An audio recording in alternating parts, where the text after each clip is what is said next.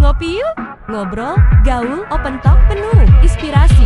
Ngopi yuk adalah ajakan sederhana namun akrab dalam budaya Indonesia, mengajak untuk ngobrol santai, sebuah momen berkumpul, berbagi cerita, dan diskusi ringan hingga mendalam.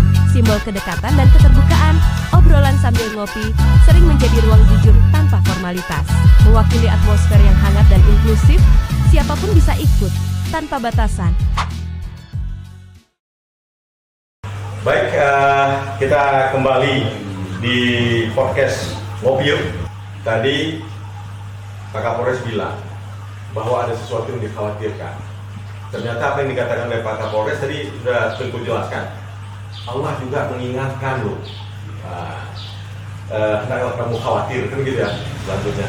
Nah, tadi di ujung ada yang menarik bahwa ternyata salah satu poinnya adalah akhlak. Ini kebetulan kita ada anak muda nih Pak. Nah, anak muda kita ini sebenarnya adalah anak muda kreatif. Ada banyak usaha mendorong usaha-usaha UMKM. Tapi sebaiknya memperkenalkan diri sendiri barangkali lebih enak lah daripada harus saya perkenalkan nih. Ya. Baik, makasih. Assalamualaikum warahmatullahi wabarakatuh. Waalaikumsalam. Perkenalkan, nama saya Najwa. Saya sebagai Ketua Forum Anak Kabupaten Gunung Meriah, sebagai Duta UMKM Kabupaten Gunung Meriah, dan juga Brand Ambassador Inspirasi Muda Indonesia. Sebenarnya ini kesempatan yang sangat luar biasa, Pak Kapolres, Pak Tengku. Hari ini walaupun hanya ngobrol bincang biasa, tapi ini hal yang luar biasa bagi saya bisa ngobrol bareng sama Pak Tengku, Pak Kapolres, dan Bapak juga. Saya ambil dari pembicaraan Pak Tengku tadi, yang lebih menarik itu akhlak. Ya. Akhlak, karena apa yang disampaikan oleh Bapak Tengku tadi itulah yang sekarang jadi permasalahan di remaja. Tadi kan ternyata Najwa adalah brand ambassador Inspirasi Muda Indonesia. Habis itu ada urusan dengan UMKM, ada urusan satu lagi tadi dengan anak ya, dengan ketua forum anak ya. Nah, ini Pak Kapolres sebenarnya tentu barangkali kita nggak selalu punya kesempatan duduk sama anak-anak Pak. Biasa kan kita duduknya sama bapak-bapak Pak. Jarang nih kita duduk dengan anak-anak nih. Nah, ini kebetulan karena ketua forum anak, tentunya nggak gampang ya untuk masuk ke dalam semua organisasi itu. Saya ingin tahu kira-kira Najwa, apa ya penyebab Najwa itu bisa terpilih, dan kalau yang terpilih itu kan mestinya nggak nakal ya, nakal dalam tanda kutip ya. Nah, apa yang membuat Najwa tidak nakal? Mungkin dari balik lagi ke orang tua Najwa. Tuh Tengku, ya kan? Itu bilang tadi. Itu sampaikan. Yang itu artinya itu yang itu saya oke. Balik lagi ke orang tua, cara mendidik orang tua ke anak.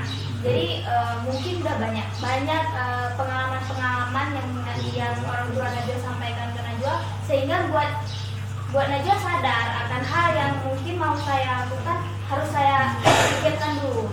Artinya masuk ya, maksudnya dari orang tua yang ngajarkan itu Najwa bisa terasa ya, bisa terasa bahwa ini benar apa yang disampaikan oleh orang tua gitu. Kalau kita lihat tadi yang Tengku sampaikan tadi itu kan akhlak. Ini kan tadi kita cerita ke akhlak. Saya tanya kenapa Najwa nakal.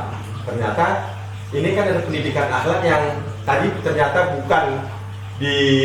bukan hadir ketika lahir, tapi ini dibentuk. Tengku bilang tadi. Nah, barangkali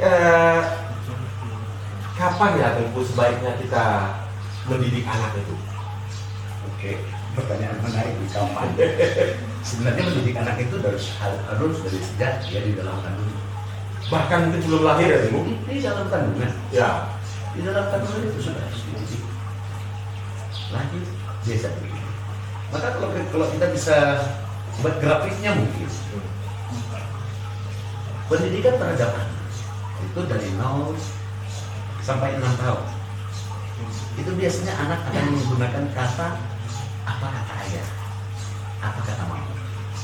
Loh, mama saya nggak gitu loh bilangnya. Kalau dia ketemu sama kawannya, dia langsung dibilang sama kawannya A, B, C, D, dan seterusnya. Dia akan katakan, kata papa saya bukan begitu.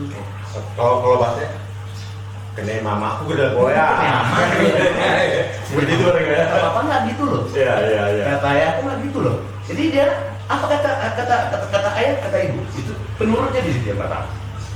Kemudian seiring bertambahnya usia bergeser lagi dari 7 sampai 11 tahun itu biasa akan berpindah kalimat tadi menjadi apa kata guru saya.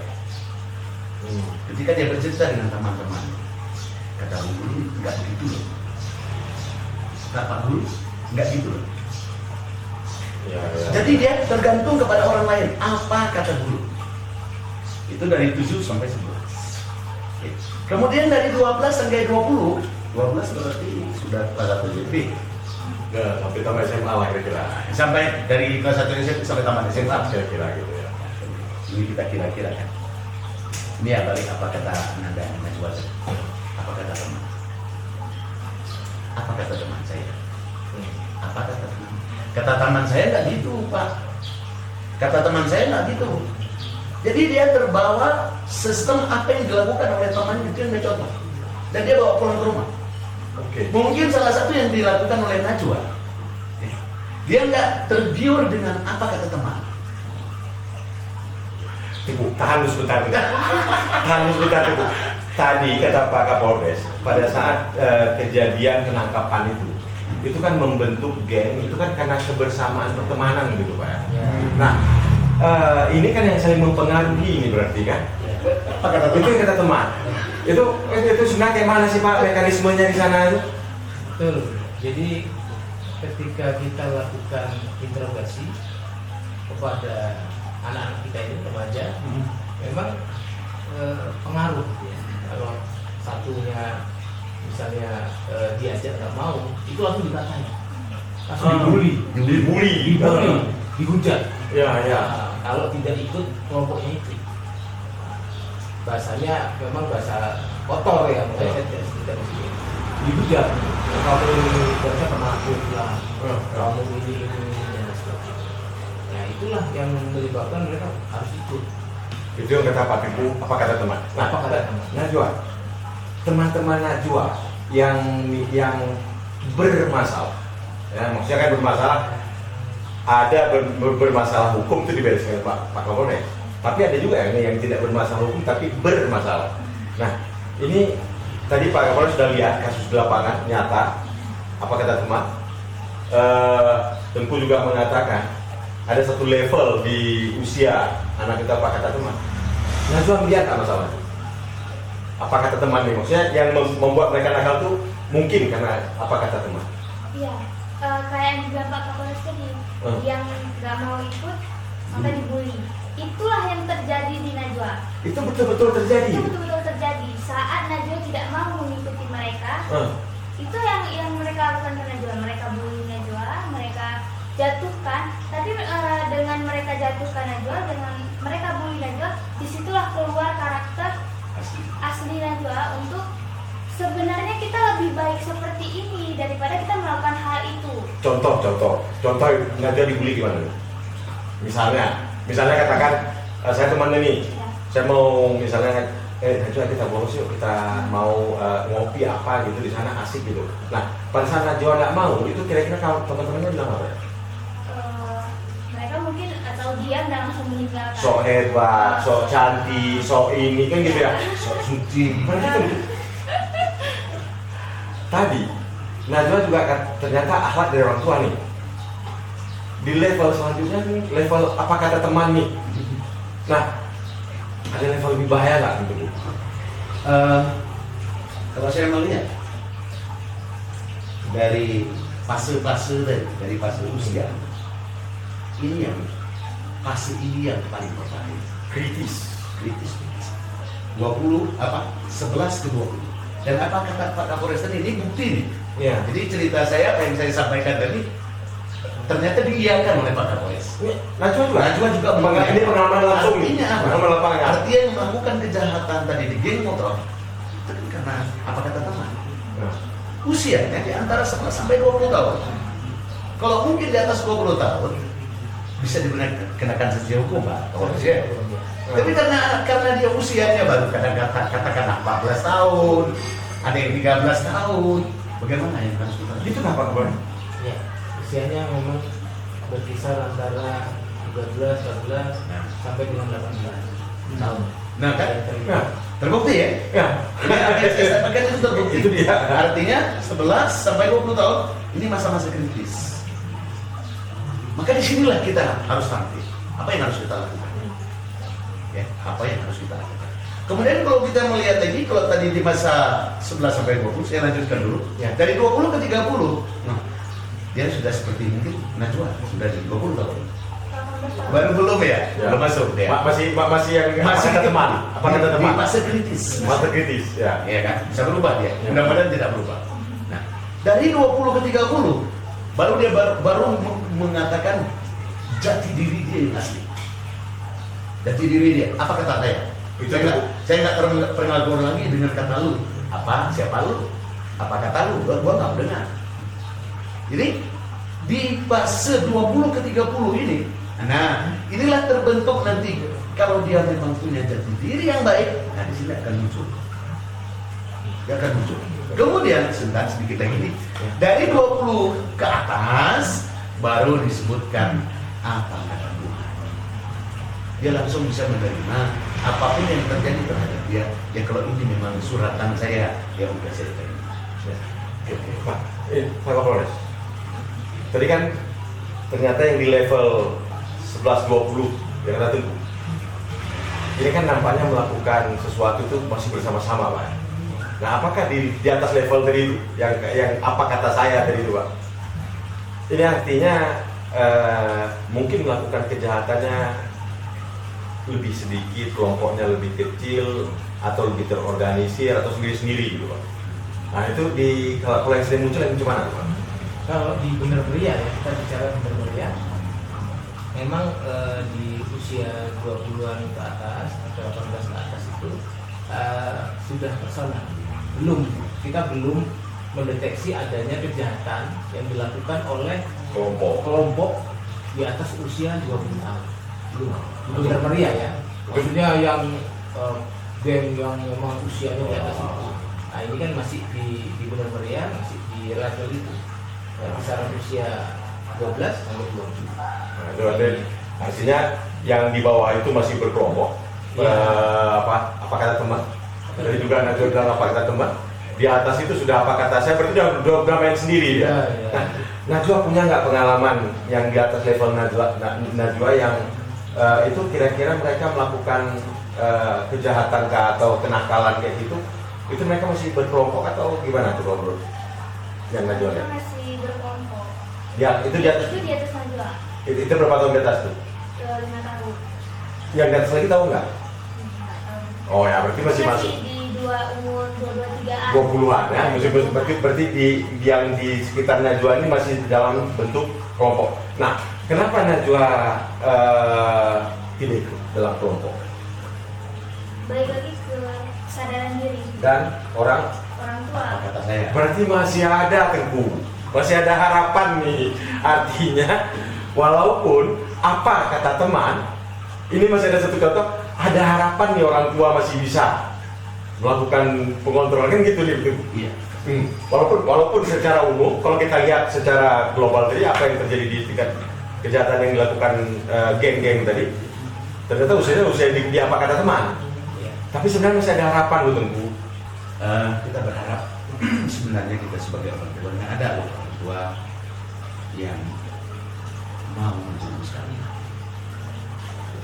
Maka di dalam doa sering kita sampaikan, Rabbana hab lana min azwajina wa dhurriyyatina qurrata a'yun. Qurrata a'yun. Qurrata a'yun. Waj'alna lil muttaqina Imam. Ya Allah, Tuhan kami, jadikanlah Rabbana, berikanlah kepada kami istri-istri dan anak-anak yang menjadi cahaya dan jadikanlah mereka itu menjadi imam buat orang-orang yang pertama. Luar biasa, ya, luar biasa. Nah, tidak ada satupun orang tua yang rela melihat anaknya. apalagi yang bersentuhan dengan keringat. Permasalahan yang kita hadapi bersama Kapolres. Kalau saya katakan ke Pak Kapolres, kalau yang barangkali usianya di atas 9 tahun, 19 tahun ke atas, dia tidak bisa kena sanksi hukum. Ini yang dilakukan oleh di bawah 17 tahun ke bawah. Artinya ini kan cikal bakal ya gitu. Enggak, ini kan terjadi. Ya maksudnya cikal bakal yang untuk jadi kejahatan sendiri kan gitu. Jadi ini yang terjadi seperti geng motor yang disampaikan oleh Pak Kapolres tadi. Ini kan rata-rata 12 hingga 17 Pak. 17 tahun. Masih anak-anak, kategori anak-anak. Ring 11. Dan tidak bisa dilakukan penegakan hukum terhadap anak-anak. Jadi artinya kita posisi kita di persimpangan jalan menurut saya. Mau dilakukan penegakan hukum, nah masih anak-anak. Enggak dilakukan penegakan hukum, nakalnya luar biasa. Ya. Apa yang harus dilakukan? Maka kalau menurut saya konsepnya kita sudah tawarkan beberapa kali duduk bersama beliau dan beberapa rekan yang lain. Konsepnya kita tawarkan hari ini harus kita kembalikan ke dalam bersam kampung, dalam kanun kampung. Orang tuanya yang bertanggung jawab. Ketika anak ini di bawah usia tadi yang nggak bisa dikenakan hukum, orang tuanya yang harus bertanggung jawab. Itu jalan satu-satu. Ya, oke. Berarti Pak, bawah gunung es ini Pak, Ya. ada orang tua, Betul. ada masyarakat. Dan sebenarnya tadi yang didoakan tadi itu akan sangat terasa menjadi cahaya di mata ya Pak. Iya. Qurrata ayun. Rata adil. Qurrata ayun itu tentunya semua kita pingin bahwa anak-anak kita ini adalah cahaya mata kita, bukan air mata Bukan air mata. kita, tapi harus menjadi cahaya mata sehingga itu menjadi bahagian Membanggakan.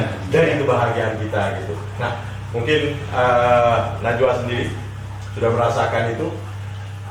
Kira-kira nih Najwa, bisa nggak sih tolong teman-temannya supaya menjadi cahaya mata persahabatan, bukan air mata persahabatan? Apa yang kira-kira Najwa bisa sarankan nih?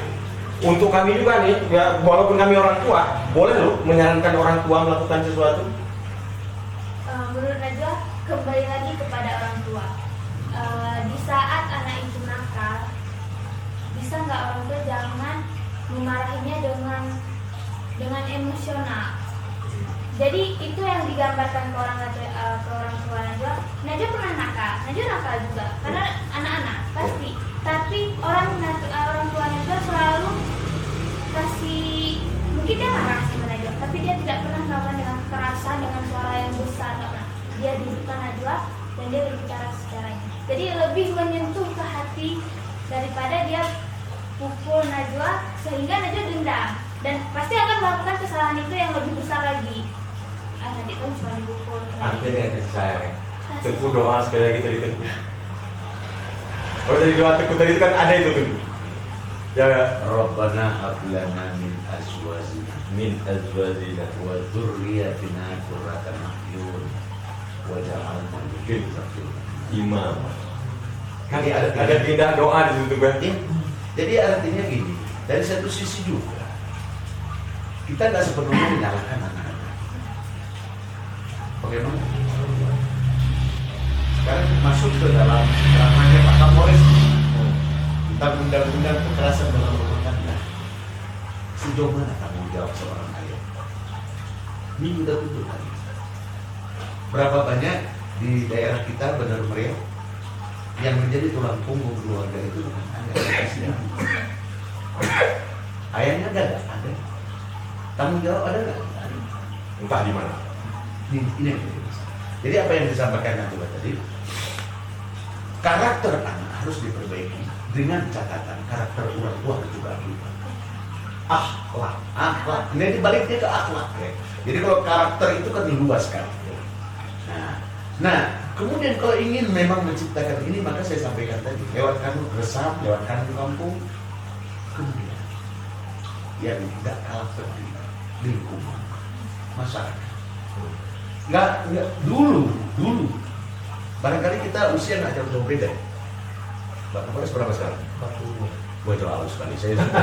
Saya masuk 58. Di masa saya, ketika saya kecil dulu, dengan tetangga rumah itu cukup segan juga. Ketika saya melakukan kejahatan, ya pasti itu ada bapak itu. Merokok pun nggak berani. Di depan tetangga. Di tetangga itu luar biasa itu mematikan. Ya. Nah, itu tidak terjadi lagi di zaman segini. Untuk saat sekarang, anakku dan anakku. Ketika Anda berani memarahi anak saya akan keluarkan kalimat apa yang sudah kau berikan untuk anakku supaya kau marah-marah dengan anak. Satu contoh. Bagaimana kita dididik dulu di sekolah? Rol panjang itu patah di antara kita. Saya ini alumni rol patah.